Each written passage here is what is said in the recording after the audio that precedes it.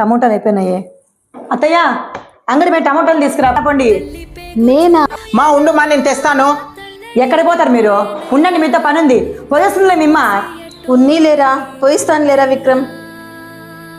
అత్తయ్య మీ కొడుక్కి హెడ్ఏక్ వస్తుందంట, పాల ప్యాకెట్ లేదు, పోయి పాల ప్యాకెట్ దాపండి. నేనా? మహిత అమ్మ పట్ల చూపిస్తుండే తీరు నాకు అస్సలు నచ్చడం లేదు. ఈ మధ్య కాలంలో చాలా పనులు చెప్తాంది, పైగా విసుక్కుంటాంది. మహిత అండి ఎదుగు భోజనం వడ్డిస్తాను, భోజనం చేసి. కాదు, నీకు ఒక విషయం అడగాలని నేను. చెప్పనివ్వండి.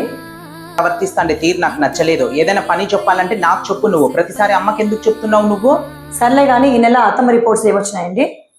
వచ్చినాయి. బీపీ, షుగర్, థైరాయిడ్ అన్ని నార్మల్ గా ఉన్నాయి. ఒకరోజు అత్తమ్మకు బాగాలేదు, గుర్తుందా? మీరు నన్ను డాక్టర్ దగ్గర పిలుచుకోమని చెప్పి ఆఫీస్కి వెళ్ళిపోయారు. డాక్టర్ ఏం చెప్పినాడు తెలుసా?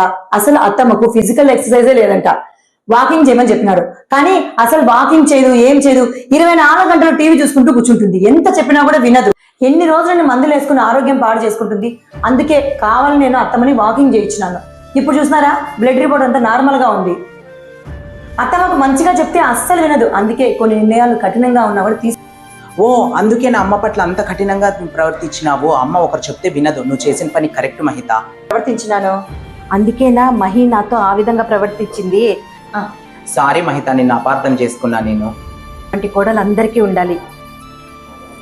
అమ్మా మహి, చల్లగాలికి అట్లా వాకింగ్ పోయిస్తానమ్మా.